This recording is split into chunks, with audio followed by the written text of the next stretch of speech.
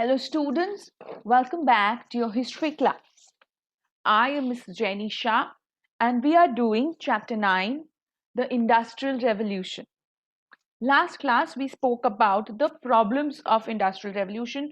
I told you about the life of inventors, the way they were not, there was not a correct knowledge was not available, and still they made those inventions with the correct determination, curiosity, concentration, imagination, uh, etc. Today, then we spoke about the people who worked, and we spoke about the towns and cities, how they were being populated and they became overcrowded, how they had to live their living conditions. Then we also spoke about the women and children working in the factories and the factory situation and the circumstances that were not kind or even human. Today, now we speak about the protest movements that took place.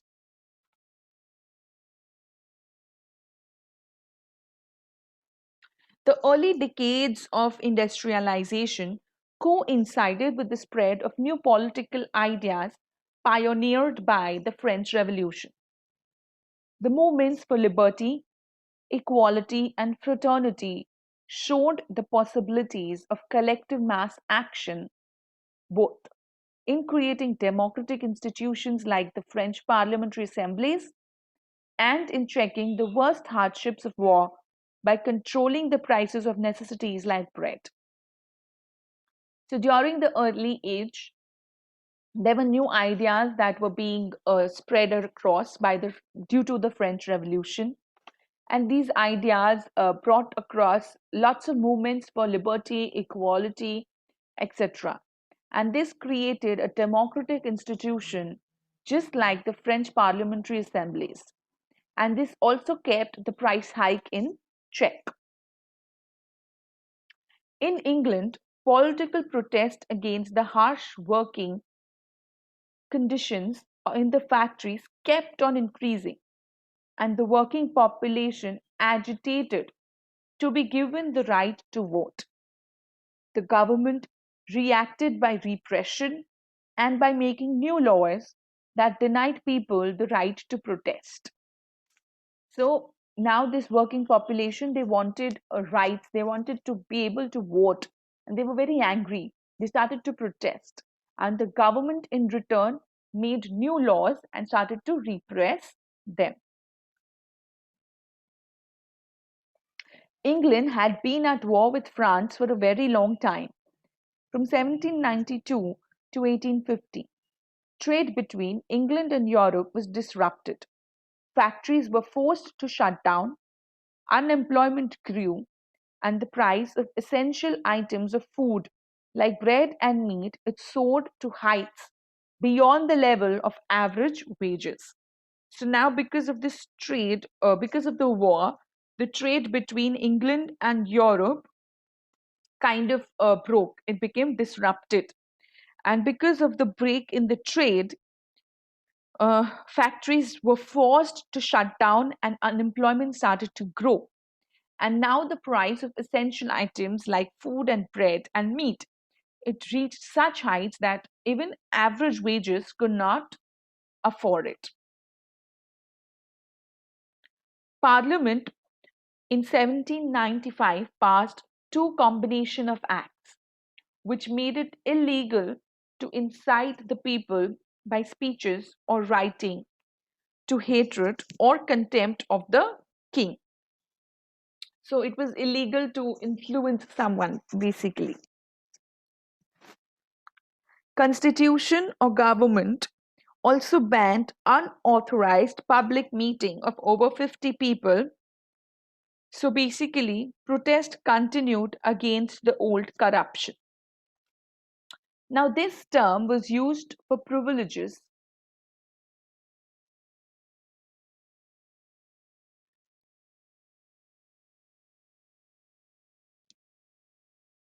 Old corruption was a term used for privileges linked to the monarchy and the parliament. Members of parliament, landowners, manufacturers, professionals, these were the people who opposed to giving the working population the right to vote. They supported the Corn Laws, which prevented the import of cheaper goods until the prices in Britain had risen to a certain level. Workers now flooded the towns and factories, and they expressed their anger and frustration in the form of protest. There were bread or food riots throughout the country from 1760 onwards. Bread was the staple item in the diet of the poor, and its price governed their standard of living. Stocks of bread were seized and sold at a price that was affordable and morally correct, rather than at the high prices charged by the profit hungry traders. Such riots were particularly frequent in the first year of the war, 1795, but they continued until 1840. Another form of hardship was the process known as enclosure. In this, that was from 1770, hundreds of small farms were merged into a larger one that was of a powerful landlord. Poor rural families were severely affected by this, and they had to search for industrial work. But introduction of machines in the cotton industry threw thousands of handloom weavers out of work and right into poverty.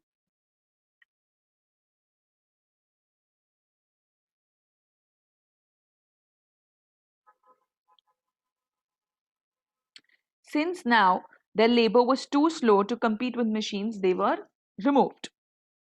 From 1790, these weavers now began to demand a legal minimum wage, which was refused by the parliament. When they were so they decided to go on strike. When they went on strike, they were dispersed by force.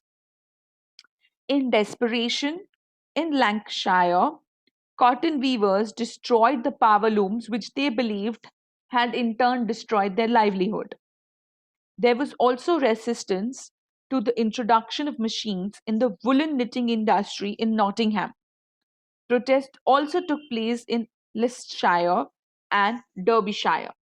So, finally, protests now were broken around everywhere. In Yorkshire, shearing frames were destroyed by croppers who had traditionally sheared sheep by hand. In the riot of 1830, farm laborers found their jobs threatened by the new threshing machines that separated the grain from husk. The rioters smashed these machines, and 9 of them were hung, and 450 of them were sent to Australia as convicts. There was a movement known as Ludism. It was led by the charismatic general Ned Ludd. He exemplified another type of protest. Ludism is not merely a backward looking assault on machines. Its participants demanded a minimum wage, control over the labor of women and children, working for those who had lost their jobs because of the coming machinery, and the right to form trade unions so that they could legally present these demands. During the early years of industrialization, the working population possessed neither the vote nor legal methods to express their angst at the dramatic manner in which their lives were being overturned. In August, 80,000 people gathered peacefully at St. Peter's Fields in Manchester to claim the democratic rights of political organization, of public meetings, and of the freedom of press. They were all suppressed brutally in what became to be known as Peterloo Massacre, and the rights they demanded were denied by 6 acts passed by the Parliament the same year.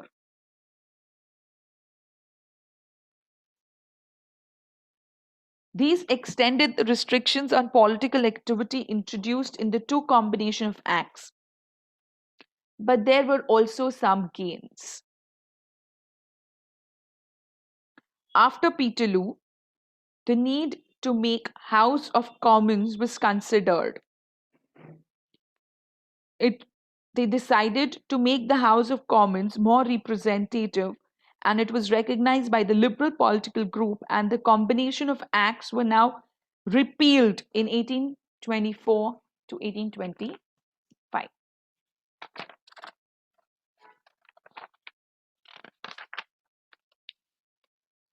How attentive was the government to the condition of working women and children?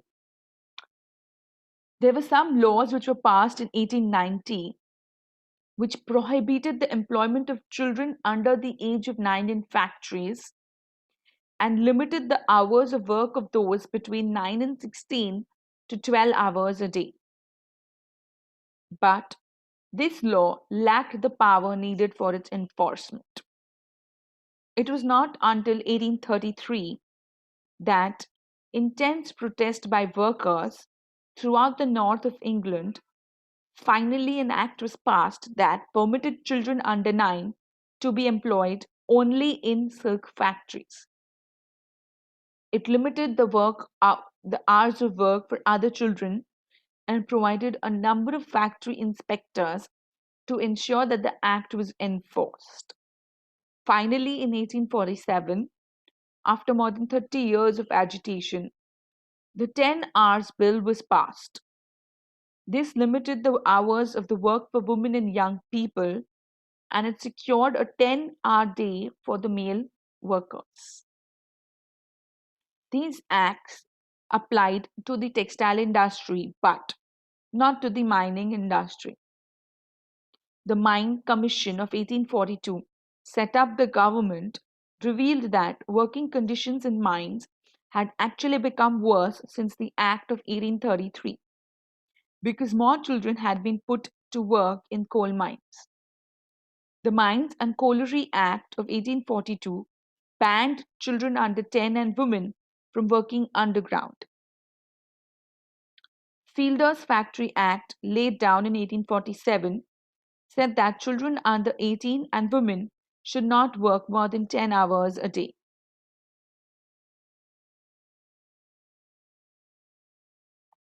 These laws were to be enforced by the factory inspectors, but that was very difficult to do. The inspectors were poorly paid and easily bribed by factory managers. While parents lied about the real age of their children so that they could work and contribute to the family income. So these were the reasons why these laws could not be applied. Now, I want you to argue the case of for and against the government regulation of the condition of work in industries. Again, activity given in your books, page 210, notebook work for you. Now we'll talk about the debate on industrial revolution. Until 1970, the historians used the term industrial revolution for the changes that occurred in Britain from 1780 to 1820. From then on, this was challenged on various grounds. Industrialization has actually been too gradual to be considered a revolution. It carried processes that already existed towards new levels. Thus, there was relatively greater concentration of workers in factories and a wider use of money. Until well into the 19th century, large regions of England remained untouched by factories or mines, and therefore the term industrial revolution was regarded as therefore the term industrial revolution was regarded as incorrect or inaccurate. England has changed in regional manner, prominently around the cities of London, Manchester, Birmingham, or Newcastle, rather than throughout the country. Can the growth in the cotton and iron industries or in foreign trade be called revolutionary? The impressive growth of cotton textile was based on new machineries. It was in an industry that relied on a non British raw material, on sales abroad, on non metallic machinery, with few links to other branches of industry. Metallic industry, machinery, and steam power was rare until much later in the 19th century. The rapid growth in British imports and exports from 1780 occurred because of the resumption of trade with North America, and the War of American Independence had interrupted. This growth was recorded as being sharp only because it started from a low point. Indicators of economic change occurring before and after 1850 to 20 suggest that sustainable industrialization was to be seen after after and before these dates. The decades, the decades after 1793 have also experienced the disruptive effects of the French Revolution and Napoleon Wars. Industrialization is associated with growing investment of the country's wealth in capital formation or building infrastructure and installing new machinery, and with raising the levels of efficient use of these facilities, and with raising productivity. The productive investment in these senses grew steadily only after 1820, as did the levels of productivity. The cotton, iron, and engineering industries had accounted for less than half of the industrial output. Technical progress was not limited to these branches, but was visible in other branches also, like agriculture, processing, and pottery. In searching for an answer as to why British growth may have been faster than before, historians pointed to the fact that from 1760 to 1850, Britain tried to do two things simultaneously. One was to industrialize and fight wars with Europe, North America, and India. And second was, sorry, one was industrialization and the second was fighting wars.